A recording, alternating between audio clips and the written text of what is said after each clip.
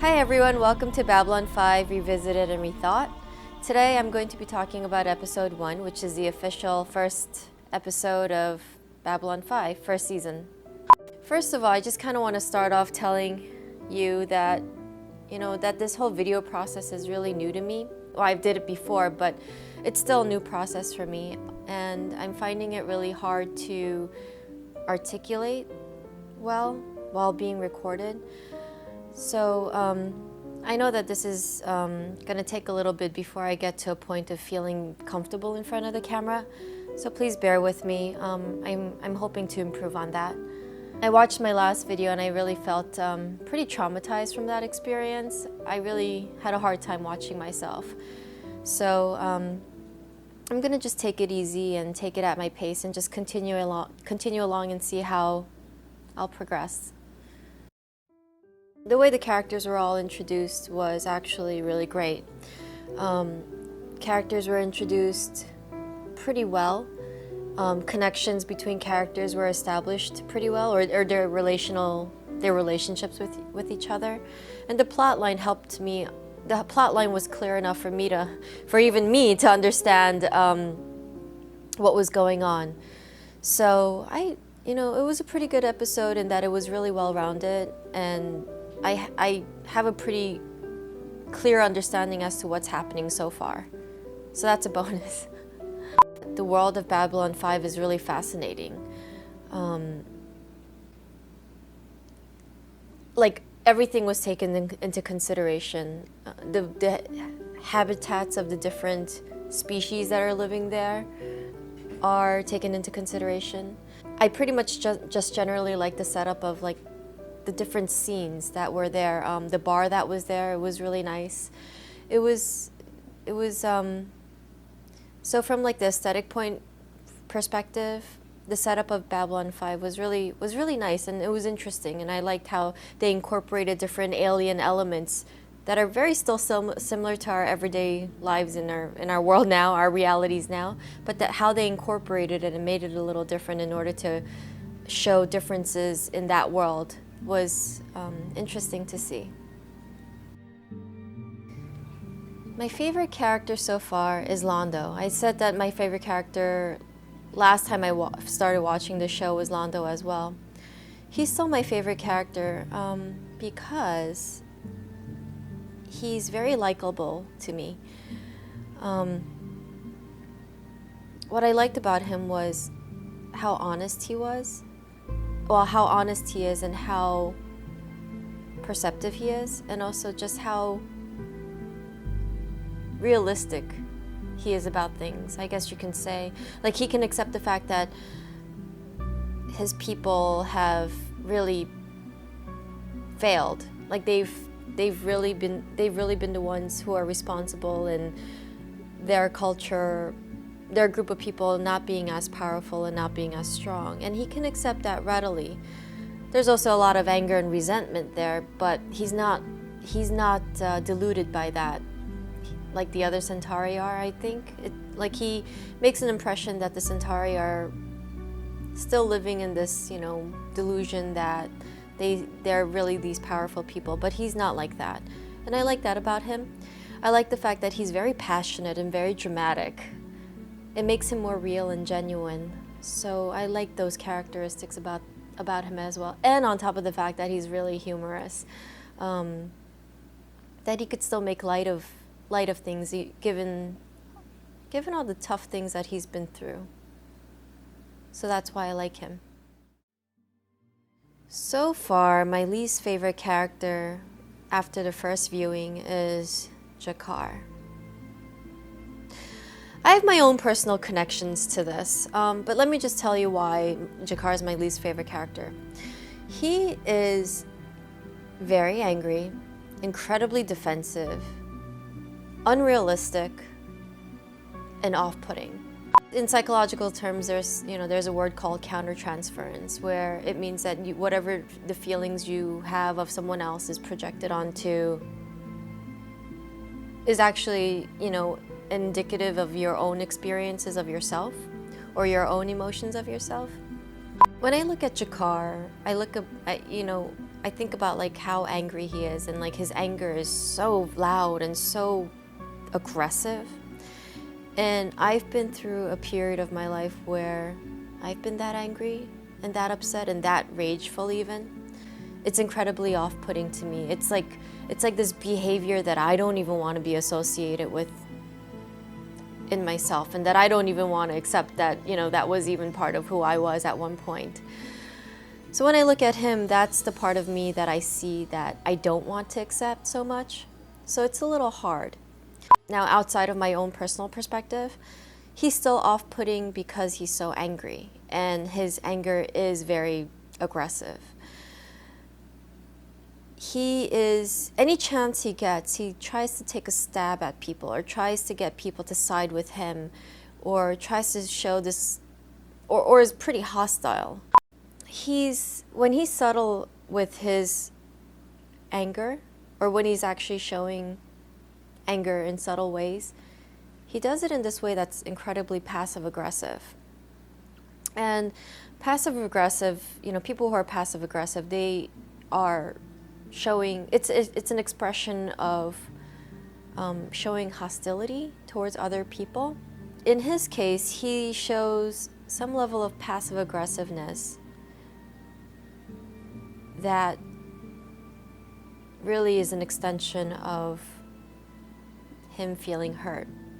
So an example of that scene where I really had a hard time watching and that I had a visceral response to, was a scene when he came into that forest and he was talking to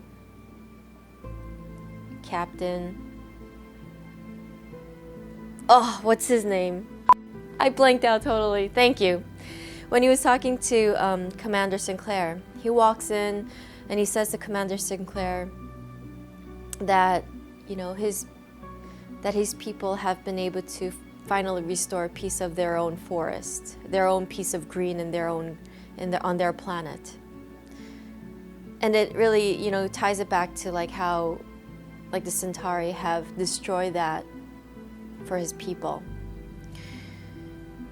But even, you know, as the dialogue continues, he talks about his anger towards the Centauri, but he does it in a way where he pretty much says that he doesn't, you know, he'd like to at this point take all the bones of the Centauri people and make it into flutes for Narn children.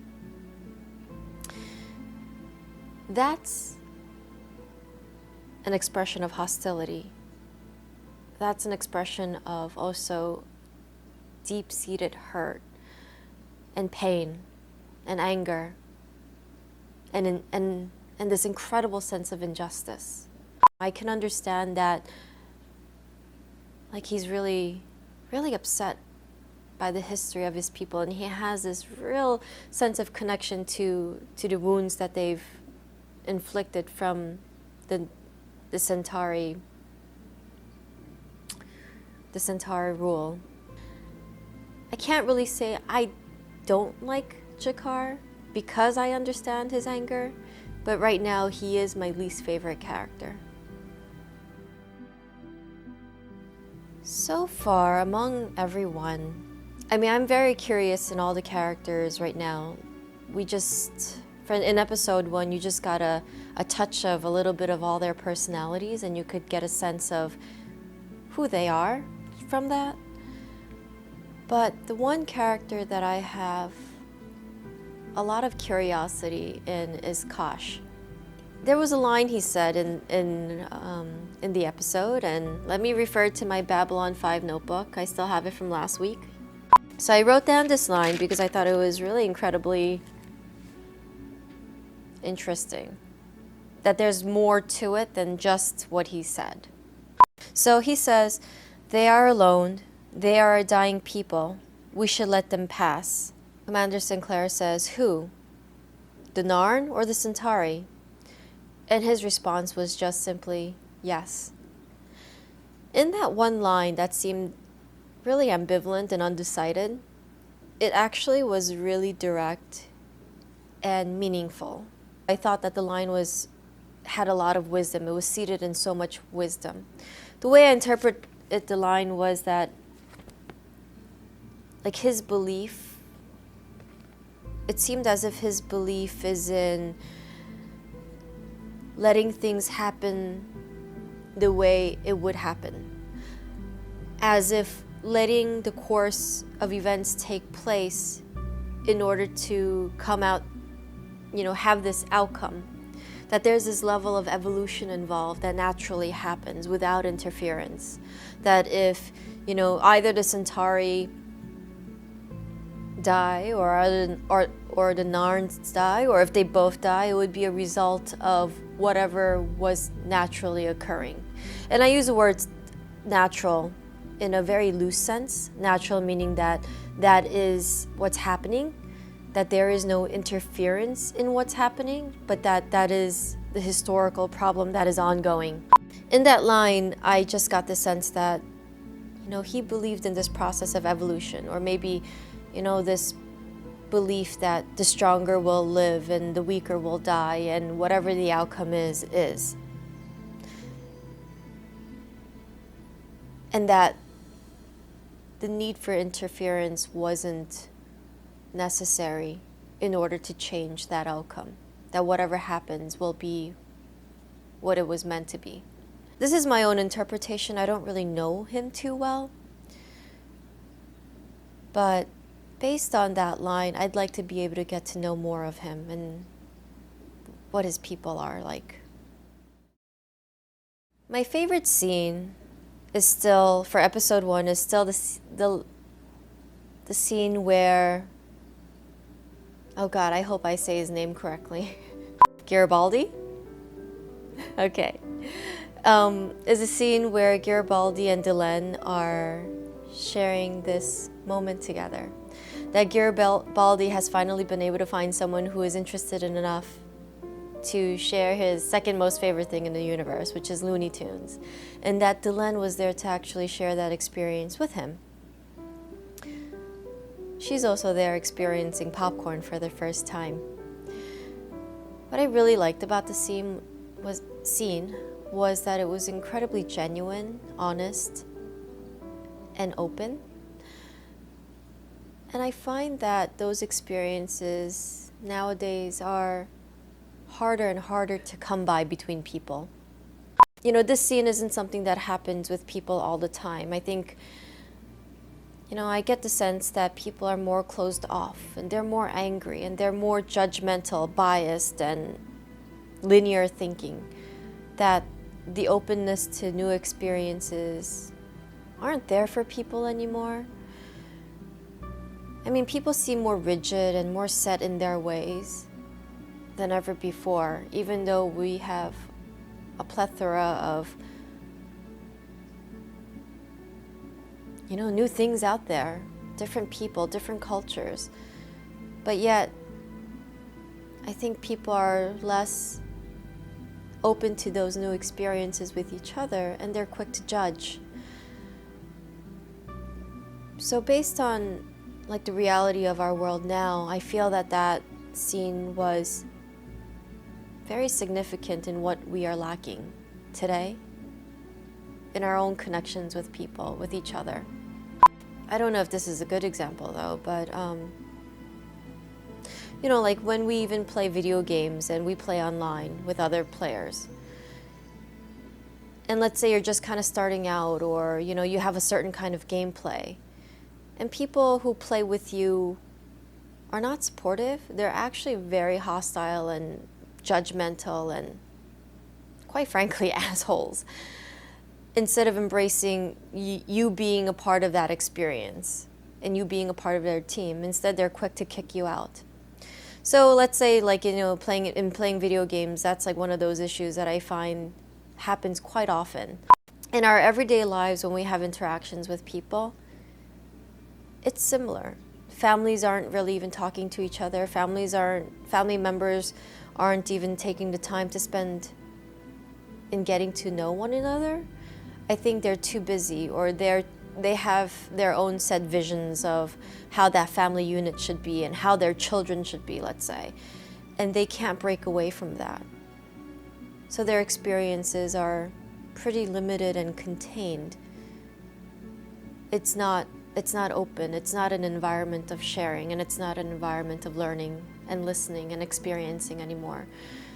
We live more in a society where if you adhere to certain ideologies, then you have a chance of surviving and fitting in and not being lonely. But then on the other hand,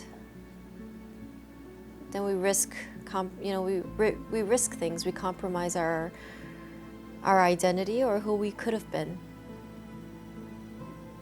So to me, that's why that scene was my favorite. Babylon 5 is a conglomeration of different species, of different life forms, aliens, that have all come together in this one space in order to share a mutual goal. In this episode, there was this topic of fate that was brought up by 3 different individuals that I thought was really quite interesting, especially as I was thinking about my own personal thoughts on it. Actually, it made me think about my own personal thoughts on it. So it's between Kosh, Londo, and Commander Sinclair. My interpretation of Kosh's version, as I've said, was that I think he believes in evolution, that I think he believes in how events happen and they're part of the evolutionary process of the universe. Londo talks about his dream and that Centauri have a way of knowing when they will die and how they will die, and that it comes to them in their dream. So in a conversation with Commander Sinclair, he tells Commander Sinclair that he had a dream of how and when he was going to die, that 20 years from now he was going to die strangling someone and him being strangled by this individual. And that ultimately was going to be his life and death. In the midst of that conversation, Commander Sinclair says, but 20 years is a long time from now. A lot can happen between then and then. That may be, that there could be this understanding that would grow, that can happen between the Narns and the Centauri, and that could eventually change the outcome.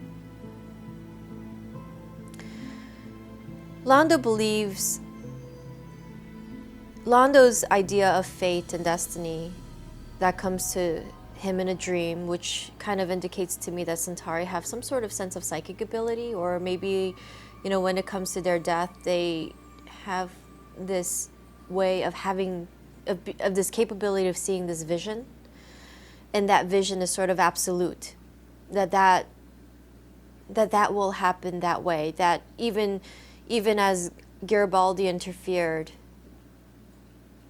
and stopped him from actually pursuing to go shoot Jakar with his awesome gun that he put together with different furniture pieces. That interruption had to have happened in order for him to continue this eventual fate. Commander Sinclair believes that it's not so absolute as the way Londo thinks, that with a certain element of change that's in there, like some factor that gets in the middle of this, that the outcome of things could change. Thinking about these 3 cultural philosophies of death and fate and destiny, it led me to really question my own ideas of what I believed and how I believed in these ideas. This is an example of what media therapy is supposed to do. It's supposed to introduce thought. It's supposed to get you to have an inquisitive mind, to question your own identity and your own values. So for this particular episode, this topic of fate did exactly that for me. I'm not really quite sure what my idea is at this time. I kind of lean towards more believing that fate is absolute, destiny is absolute, but at the same time it's not. It's almost like I think I believe more similarly to the way Kosh thinks, that there is an eventual outcome that will happen, could happen, should happen, but that with some element of change or with some factor that's introduced into that situation or that scenario, that things do change. I think that's more of my own personal view on fate.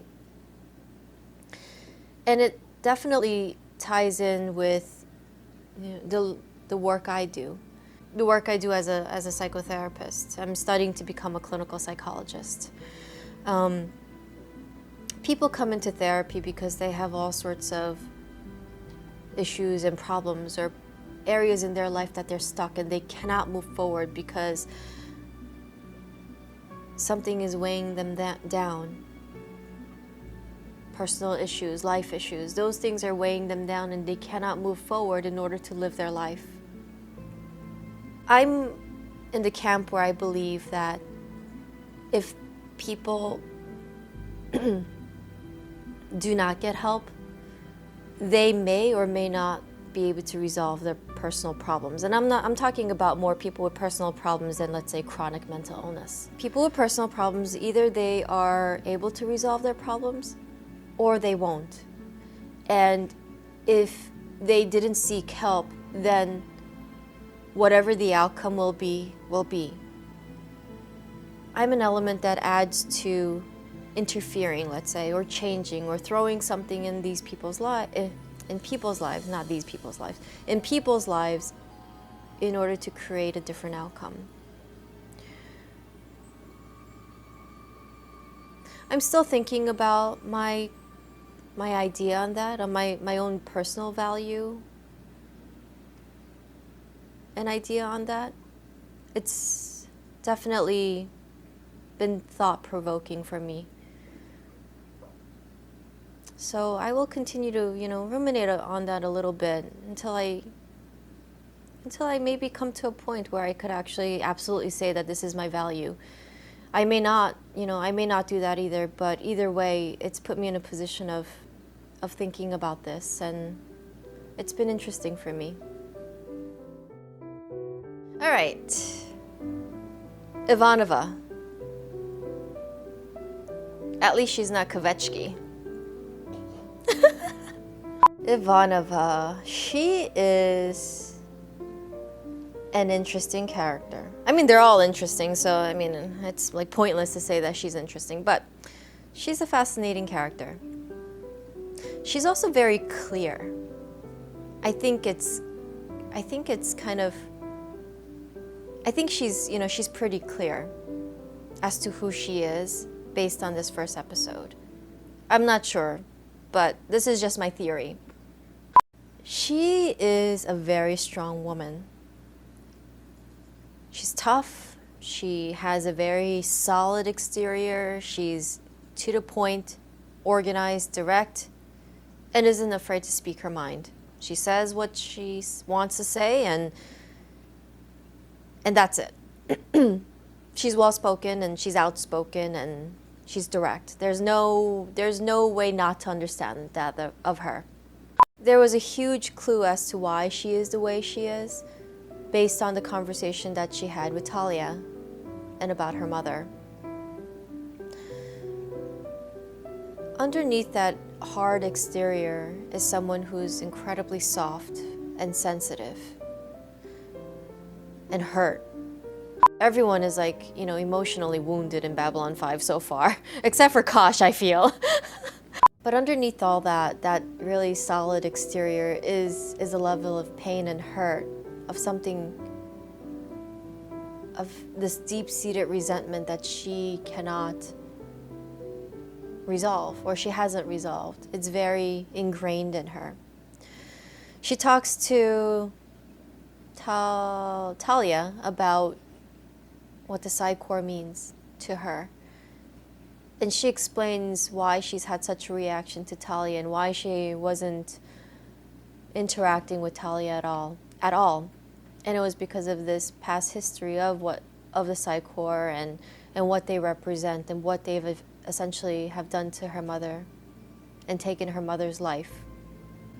Essentially, I mean, like, it's pretty awful that either, you know, if you were born with these psychic abilities, that either you join the Psi Corps or go to prison or take this medicine in order for you not to have your powers anymore, to actually subdue it. But that eventually was in that case. I mean, all three are pretty terrible, but she wanted to stay with her family. She wanted to stay with her family, Ivanova's mother. That, I imagine, would leave a deep-seated resentment towards anything associated with the Psi Corps. That, I imagine, would leave Ivanova feeling very angry towards the Psi Corps and what they represent. Talia says, "I don't feel like a victim." And Ivanova's response to that was, "I don't know if that's a good thing or if that's a bad thing."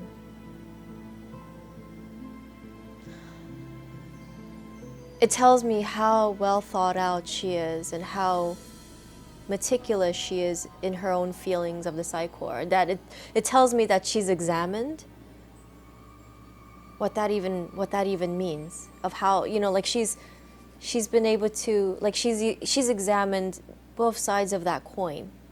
You know, she says, "I don't know if it's a good thing. I don't know if, you know, being part of the Psi Corps and if you're not a victim, if that's a good thing, because then ultimately you've been completely brainwashed and you have no sense of your own identity other than being a part of the Psi Corps and following their rules and being obedient and being submissive to that organization. It ultimately means that you're a slave." And then, you know, the other side, I don't know if that's a bad thing. If you felt like a victim, that you would really be helpless and miserable being in that situation. If you did feel like a victim, if Talia did feel like a victim, that there would be no out, that has to be her life ultimately, for the rest of her life, and there is no room for anything else, no room for family, no room for other things, and a slave in a different way.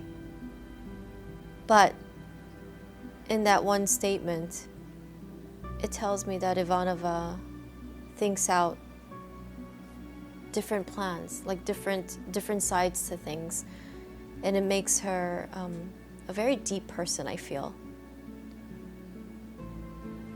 So that's my take on Ivanova so far. I'm sure I'll have more later. The Narn-Centauri conflict. Oh God, this conflict that's been going on for over 100 years. A long time. Over 100 years. Where am I on this conflict? I am on the side of Delenn. That's where I am. In the council meeting, is that what that was called? Mm-hmm. Oh God. Delenn makes a very poignant point. This council meeting is held because the Narns attacked Ragish 3, innocent civilians on Ragish 3, unarmed civilians on Ragish 3, who are the Centauri. The Narns ultimately did it because they wanted to reclaim what was theirs. They wanted to reclaim Ragish 3, which is what now? What was Ragish 3 again? So Ragish 3 apparently was originally something that belonged to the Narns over a century ago. And then the Centauri came over and took it over and decided that they were going to inhabit it. Now the Centauri are in Ragesh 3 and they have an agricultural mining base there for their people. So the Narns have gone in to reclaim what was taken from them over 100 years ago. Delenn makes a point. Delenn says, she makes a statement, she asks a question. She says, to start a war for blood spilled so long ago, where does it end? The cycle of injustice the cycle of hatred that you call injustice. So I'm on the side of Delenn. She questions, at this point, what was the point of taking back this piece of land? I'm just gonna call it land for simplicity. This piece of land that the Centauri have taken over so long ago. At this point, the Centauri have been occupying it for this long, so it now belongs to them. It was taken from them, from the Narn, and now it belongs to them. And it's been their land for 100 years. I don't know how long the Centauri live, and I don't know how long the Narn live, but if we average it on the lifespan of humans, which I don't think is accurate, but let's say, for simplicity, let's say that if we, base it on the human lifespan, then that means that the generation of people who have had that land taken away from over 100 years ago no longer would exist. We look for peace. We look for justice now. I mean, Jakar is looking for justice. But at the same time, he is repeating the cycle of injustice. He's repeating the cycle of hatred that's happened. And he cannot stop. So he's perpetuating this hostility, this aggression, this war. I personally believe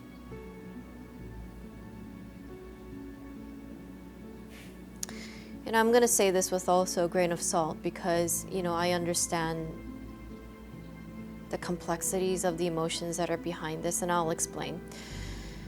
I personally believe that if there was something that happened so long ago, that if you wanted to maintain a sense of peace and if you wanted to maintain justice, that it has to start from where it is now and not bring back something that happened so long ago and bring it up into an issue now in order to perpetuate that negative cycle. I said that I say that with a grain of salt because I also understand that level of injustice that was done to people. That when you think back on the sufferings of your ancestors and all the innocent people that have died and the land that was ruined and destroyed and taken over and you were made into slaves, yes, there's going to be an incredible level of anger there and an intense level of hatred that no matter how many people you kill, no matter what you claim back from it, in this example, the Centauri, that you'll never feel satisfied. That you'll never be at peace with yourself because that pain is so deep-seated. And you could look back on your ancestors and all the people that have died and see that with such deep level of compassion. It's painful. It's painful to experience that so viscerally. And I think it is a very visceral response when you have that level of connection and compassion to that event or incident or time period. But I think moving forward is important. I think not having suffering anymore is more important, and in that it trumps it in many ways. That you have to move forward in order to be stronger. You have to resolve in order to become more prosperous. And you have to forgive, so that your efforts, time, and energy isn't going into the wrong things anymore, isn't going into things that perpetuate that negativity. That it goes, all that time, energy, and effort is spent into positive things to make up for all those losses. In order for all that sacrifice to have been worth it. So, my personal philosophy is on being able to take all that pain from the past and all those wounds and suffering from the past and molding it and sculpting it into strength for the future. So this is my second time that I've watched episode 1. I watched episode 1 once before, almost exactly a year ago. Between then and now, I didn't realize it. I didn't realize how much I've grown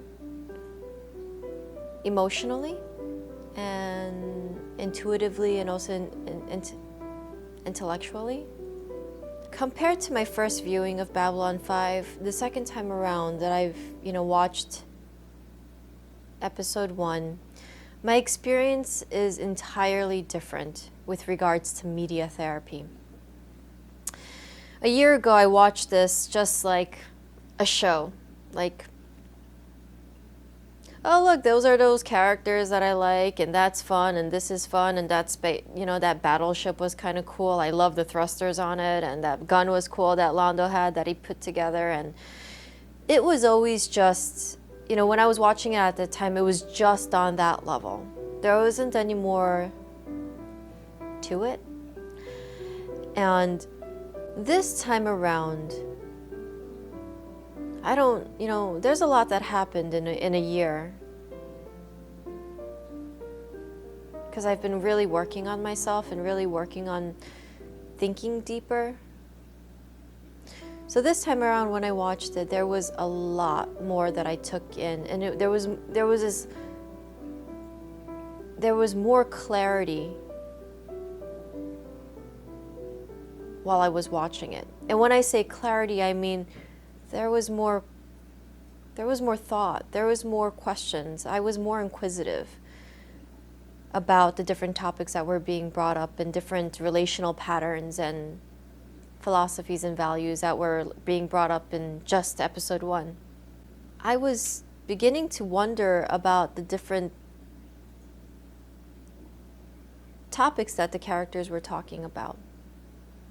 Everything from evaluating my own idea of fate and destiny, and then thinking about, the relational patterns between people and what they meant and how they interacted, which meant what, between Talia and Ivanova. What was that about? Or, between Londo and Garibaldi, like being able to see that these relationships were more complex, deeper, and more indicative of of the representation of what these characters were feeling and experiencing. As different topics came up, I really questioned different things of myself, my own self-identity. The past year was a year of figuring out who I was. I know that between going to school, doing my graduate schooling and doing all these requirements while going to work and just focusing and spending all this time on just these two areas of my life, work and school, I really haven't had a chance to explore a lot of things of myself. I really didn't get a chance to really discover who I was and what I liked and what I didn't like and what my ideas on life was, or my own personal philosophies. But the past year was a year of working on myself and questioning a lot of different things. And through TV and media and my own life experiences and friendships, I've been able to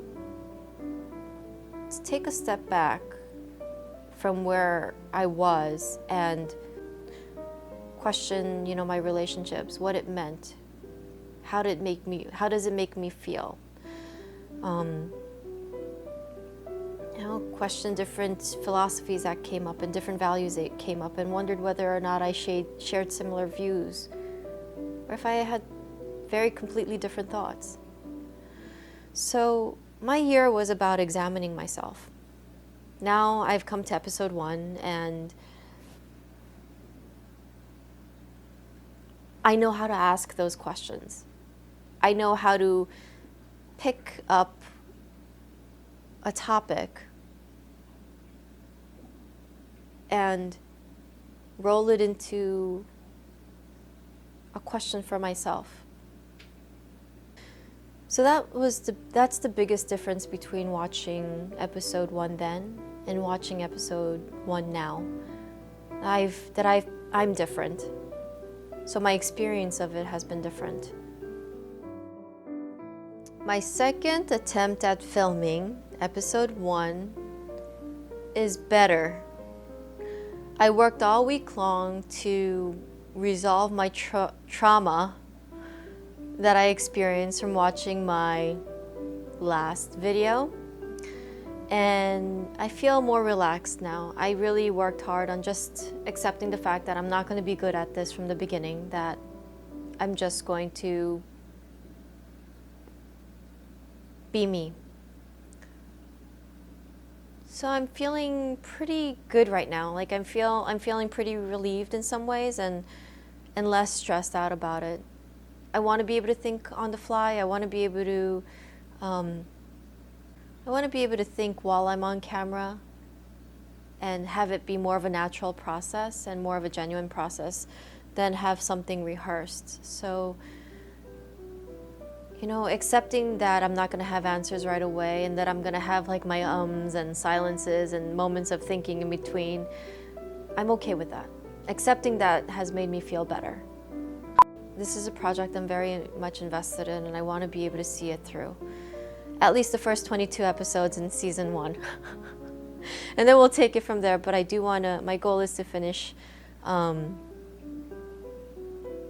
season 1 and see where I will be by the end of that. I just think that it would be really fascinating to go back and see all those videos and read my essays, and then gauge again in a year from now how much I've changed and how much I've grown. I'm looking forward to that.